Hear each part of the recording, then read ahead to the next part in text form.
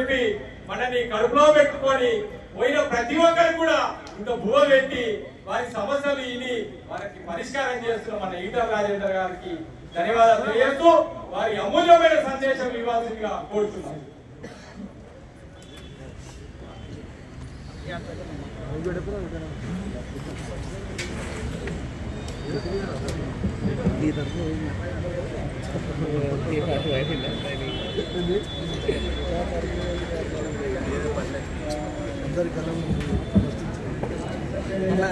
Sound mic mic sound గొంతు అప్పుడే cut చేస్తారు.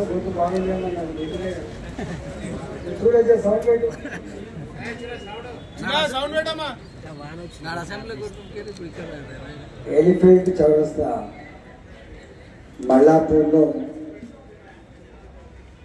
మనందరి గుండెల్లో చిరస్థాయిగా నిలిచే జాతి బిడ్డ సర్దార్ పాపన్న విగ్రహాన్ని ఇక్కడ ఏర్పాటు చేసుకున్న మల్లాపూర్ గౌడ యువజన సంఘానికి ధన్యవాదాలు. ఈ కార్యక్రమానికి అధ్యక్షత వహించిన శ్రవణ్ గౌడ్ గారు, వెంకన్న గౌడ్ గారు, మా మిత్రులు గౌరవ శాసనసభ్యులు లక్ష్మారెడ్డి గారు, గౌరవ కార్పొరేటర్ దేవేందర్ రెడ్డి గారు, మాజీ కార్పొరేటర్ అంజయ్ గారు, మా అధ్యక్షులు రామ్ ప్రదీప్ గారు, సత్యరాజు గారు, అందరికీ పేరు పేరిన నాయకులందరికీ కూడా పేరు పేరిన నమస్కారం.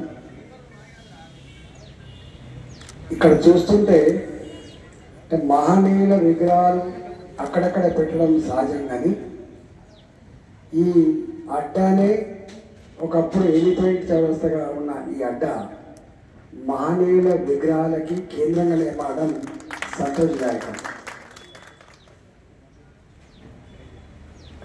పాపన్న విగ్రహం తన పౌరుషానికి, జాతి ఆత్మగౌరవానికి ప్రతీక కాబట్టి అన్నిటికంటే కొంత ఎత్తుపెట్టి ఆ చరిత్రని సమున్నతంగా నిలిపింది. మీరు మహనీయుల యొక్క చరిత్ర సమాజం తలుచుకోవడం ఒక ఎత్తు అయితే, ఏ జాతిలో పుట్టిండో ఆ జాతి కూడా మా చరిత్ర గిదని చెప్పి తలుచుకొని గర్వపడేటువంటి సందర్భాలు ఉంటాయి. అందులో గౌడ జాతి గర్వపడే సందర్భం సర్దార్ పాపన్న వీరోచిత చరిత్ర. సామాన్యుల సాహసానికి దానికి ఎన్నెలు ఉండవు. జనరల్గా చాలామంది ఒక్కొక్కసారి కింది జాతులలో పుట్టి, సామాన్య కుటుంబంలో పుట్టి కొన్ని గొప్ప గొప్ప కార్యక్రమాలు చేస్తూ ఉంటారు. ఆ మానవీయులలో సర్దార్ పాపన్న ఆ చరిత్రని వింటూ ఉంటే మన రోమాలన్నీ లేచి నిలబడతాయి. గా కాలంలో గా రాజుల చరిత్ర, ఆనాడు రాజుకు వ్యతిరేకంగా మాట్లాడాలంటేనే, రాజుకు వ్యతిరేకంగా గలవెత్తితేనే తీసుకుపోయి చీకటి కోడలను వేసి, వాళ్ళకు ఓ టాయిలెట్ ఉండదు, బయటికి పోయి ఉండదు, ఒక హోల్ ఉంటుంది, తీసుకుపోయి జైల్లో పెడితే ఆ జైలుకెళ్ళి ఇంకంతా వేస్తారు తప్ప అల్లనే తినాలి, అల్లనే టాయిలెట్ పోవాలి, అల్లనే మగ్గాలి, చివరికి మనిషి అల్లనే చచ్చిపోవాలి. గట్లాంటి రోజులలో ఇవాళ ఆ నిరంకుశత్వానికి, ఆ దుర్మార్గానికి, ప్రజల హింసకు వ్యతిరేకంగా గొప్పగా పోరాడిన మహనీయుడు.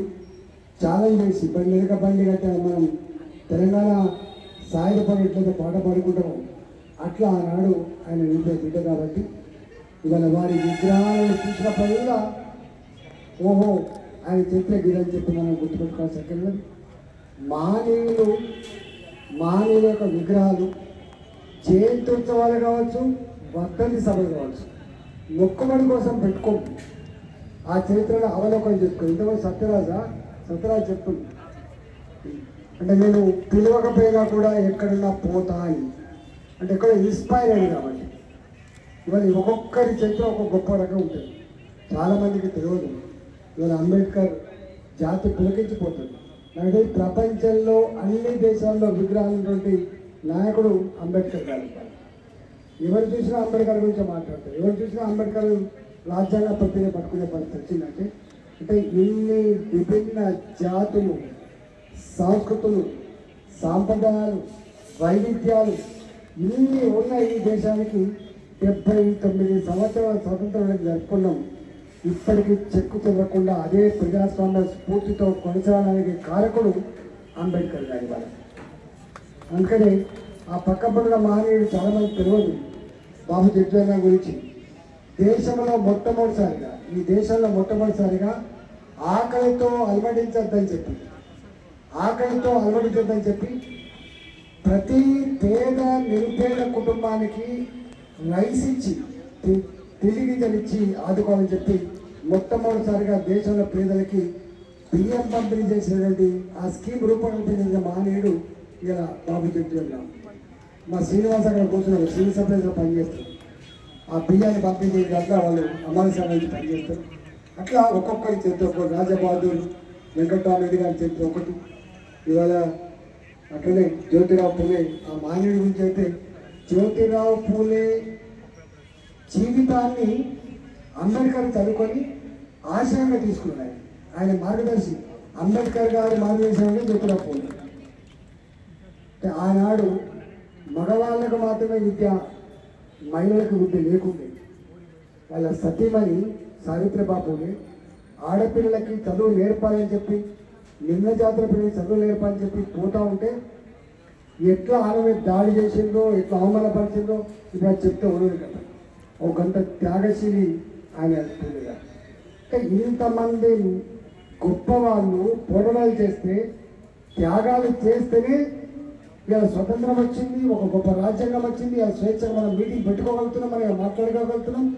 రేపు మనం రాజ్యాధికారంలో భాగం కావాలంటే దాకా పోతున్నామంటే ఆ మానవుల యొక్క స్ఫూర్తిగా మాత్రమే. కాబట్టి ఇవాళ ఈ విగ్రహాన్ని ఆవిష్కరణ సందర్భంగా మరొకసారి గౌడ జాతి తన యొక్క గొప్పతనాన్ని, తన పోరాట స్ఫూర్తిని, త్యాగాల చరిత్రని రాబోయే కాలం కూడా అందించాలని చెప్పి, ఇది అందరికీ స్ఫూర్తిగా ఉండాలని చెప్పి మనసుగా కోరుకుంటూ మీ అందరికీ మరొకసారి శుభాకాంక్షలు తెలుస్తూ చదువుతున్నాం.